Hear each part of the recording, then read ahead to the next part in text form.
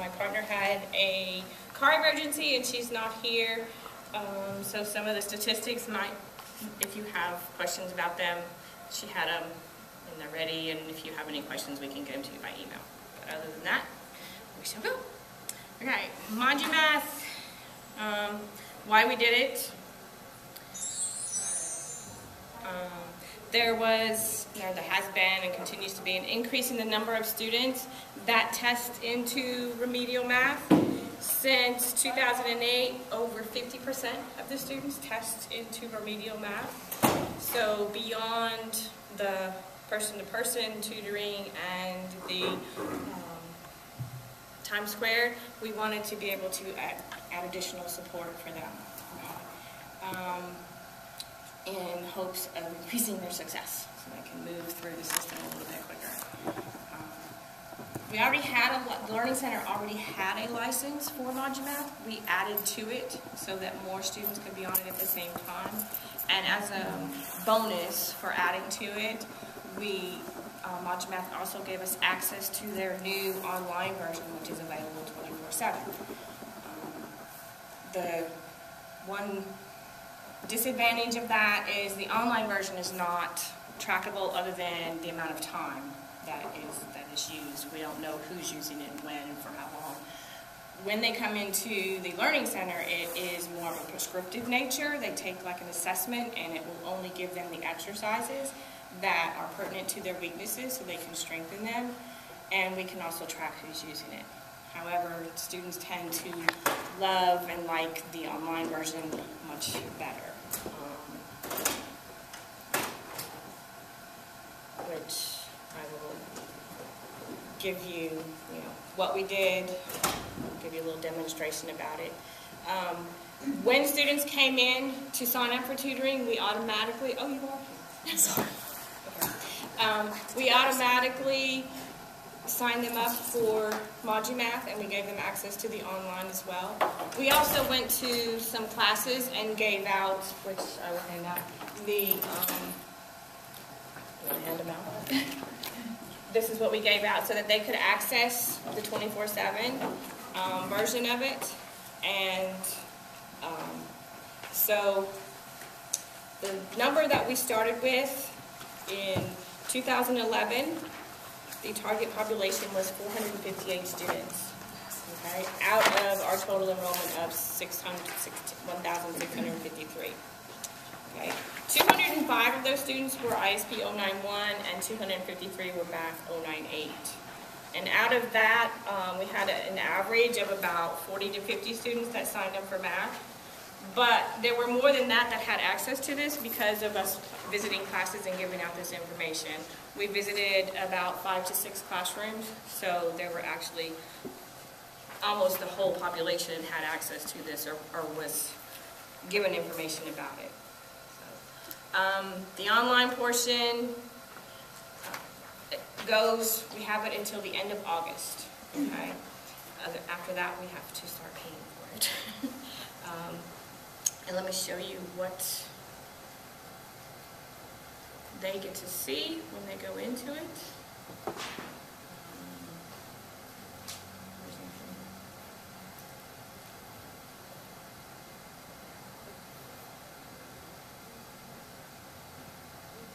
This is what they see when they log in. If they are in 091, they go to the basic math. If they're in 098, they should go to the algebra section. But this is what they get to work with. Students like it because it's audio and visual, and it also has a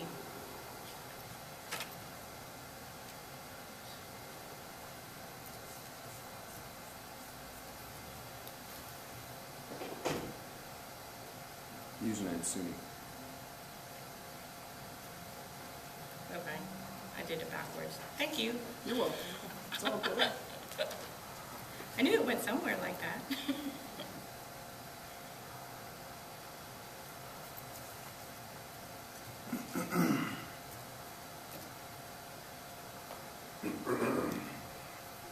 When they do this prescriptive version, they won't get the whole list. They'll just get what modules they showed that they needed work on. But here they can pick and choose, and each module then divides into other sections. And I don't know, did we get sound hooked up or? Okay. Oh. There it is.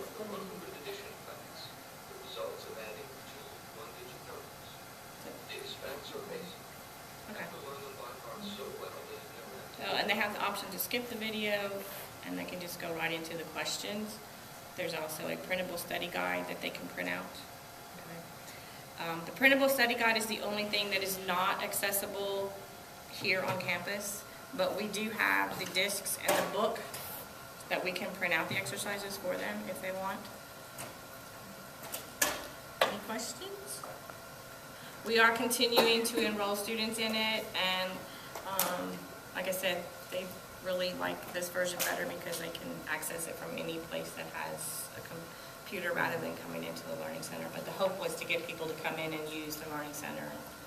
So is there a relationship of this and My Math Lab, or this is totally another product? This is totally another product. And are there any comparisons of the, they're hitting two different courses maybe, or? I don't know what My Math Lab is attached to. Okay. And I think it's attached to 91 and 98, isn't it? Or 100? Or maybe 98 and 100. Yeah. And I don't know if all the instructors are requiring that. No.